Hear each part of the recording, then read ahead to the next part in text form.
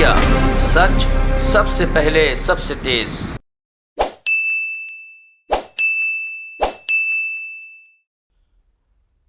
I thank all briefers for their inputs.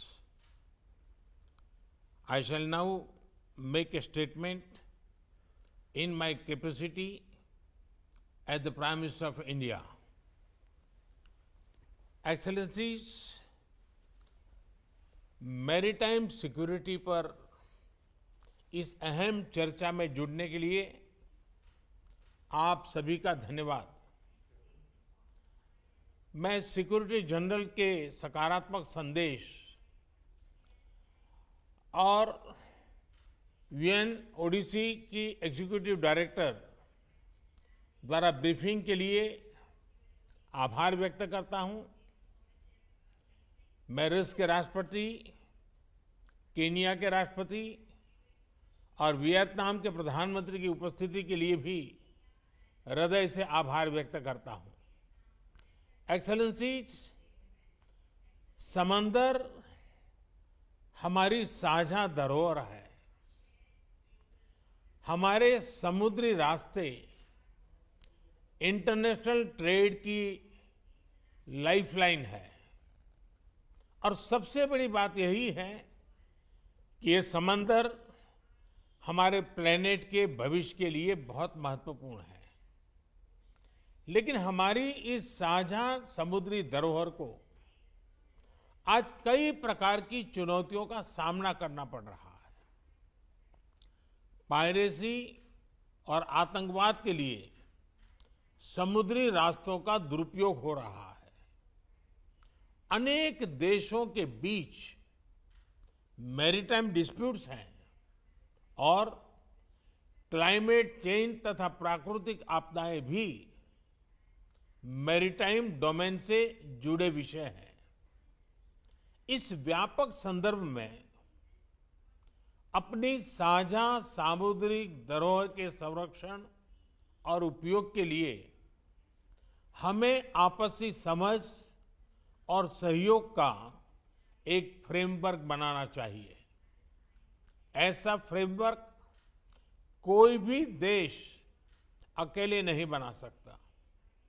ये एक साझा प्रयत्न से ही साकार हो सकता है। इसी सोच के साथ हम इस महत्वपूर्ण विषय को सुरक्षा परिषद के समक्ष लेकर आए हैं। मुझे पूरा विश्वास है कि आज की हाई लेवल चर्चा से विश्व को मैरीटाइम सिक्योरिटी के मुद्दे पर मार्गदर्शन मिलेगा। एक्सेलेंसीज, इस मंथन को स्ट्रक्चर देने के लिए मैं आपके समक्ष 5 मूलभूत सिद्धांत रखना चाहूंगा।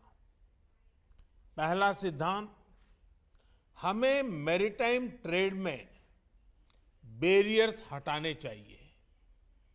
हम सभी की समृद्धि मैरीटाइम ट्रेड के सक्रिय फ्लो पर निर्भर है।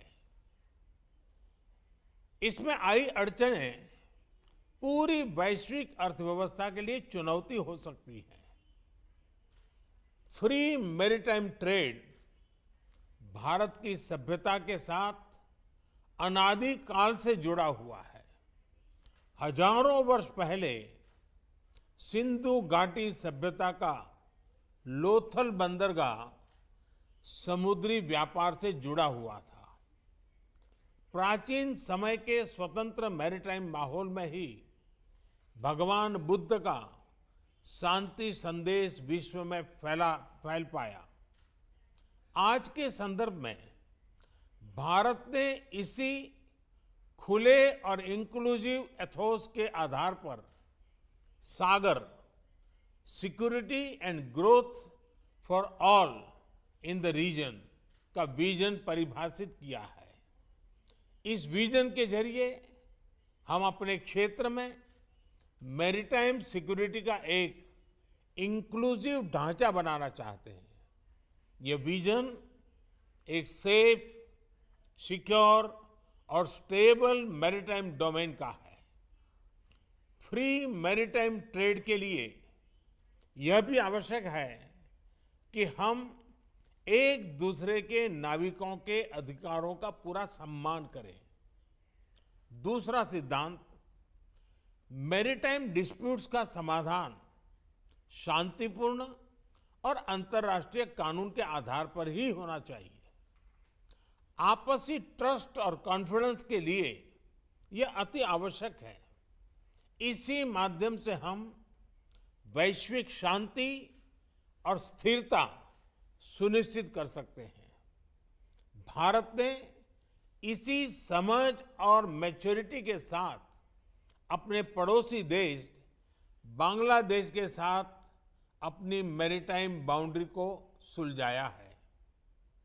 तीसरा सिद्धांत, हमें प्राकृतिक आपदाओं और नॉन स्टेट एक्टर्स इनके द्वारा पैदा किए गए मैरीटाइम थ्रेट्स का मिलकर सामना करना चाहिए। इस विषय पर क्षेत्रीय सहयोग बढ़ाने के लिए भारत ने कई कदम लिए हैं। साइक्लोन, सुनामी और प्रदूषण संबंधित समुद्री आपदाओं में हम फर्स्ट रिस्पॉन्डर रहे हैं। पायरेसी को रोकने के लिए भारतीय नौसेना में 2008 से हिंद महासागर में पेट्रोलिंग कर रही है। भारत का वाइड शिपिंग इंफॉर्मेशन फ्यूजन केंद्र हमारे क्षेत्र में साझा मैरीटाइम डोमेन अवेयरनेस बढ़ा रहा है। हमने कई देशों को हाइड्रोग्राफिक सर्वे सपोर्ट को और समुद्री सुरक्षा में प्रशिक्षण भी दिया है। हिंद महासागर में भारत की भूमिका एक नेट सिक्योरिटी प्रोवाइडर के रूप में रही है। चौथा सिद्धांत, हमें मैरीटाइम एनवायरनमेंट और मैरीटाइम रिसोर्सेज को संजोकर रखना होगा। जैसा कि हम जानते हैं, ओशन का क्लाइमेट पर सीधा इम्पैक्ट होता है और इसलिए हमें अपने मैरीटाइम एनवायरनमेंट को प्लास्टिक्स और ऑयल स्पिल्स जैसे प्रदूषण से मुक्त रखना होगा और ओवरफिशिंग और मैरीन पोचिंग के खिलाफ साझा कदम उठाने होंगे। साथ ही हमें ओशन साइंस में भी सहयोग बढ़ाना चाहिए। भारत ने एक महत्वाकांक्षी डीप ओशन मिशन लॉन्च किया है। हमने सस्टेनेबल फिशिंग को प्रोत्साहन देने के लिए भी कई पहले ली है। पांचवा सिद्धांत, हमें रिस्पॉन्सिबल मैरीटाइम कनेक्टिविटी को प्रोत्साहन देना चाहिए। यह तो स्पष्ट है कि समुद्री व्यापार को बढ़ाने के लिए इंफ्रास्ट्रक्चर का निर्माण आवश्यक है, लेकिन ऐसे इंफ्रास्ट्रक्चर प्रोजेक्ट्स के डेवलपमेंट में देशों की फिस्कल सस्टेनेबिलिटी और एब्सॉर्प्शन कैपेसिटी उसको भी ध्यान में रखना होगा। इसके लिए हमें उचित वैश्विक नॉर्म्स और स्टैंडर्ड्स बनाने चाहिए। एक्सेलेंसीज, मुझे विश्वास है इन 5 सिद्धांतों के आधार पर मैरीटाइम सिक्योरिटी कोऑपरेशन इसका एक वैश्विक रोड मैप बन सकता है। आज की ओपन डिबेट की उच्च और सक्रिय भागीदारी यह दिखाती है कि यह विषय सुरक्षा परिषद के सभी सदस्यों के लिए महत्वपूर्ण है। इसके साथ मैं एक बार फिर आपकी उपस्थिति के लिए आपका आभार व्यक्त करता हूं। धन्यवाद।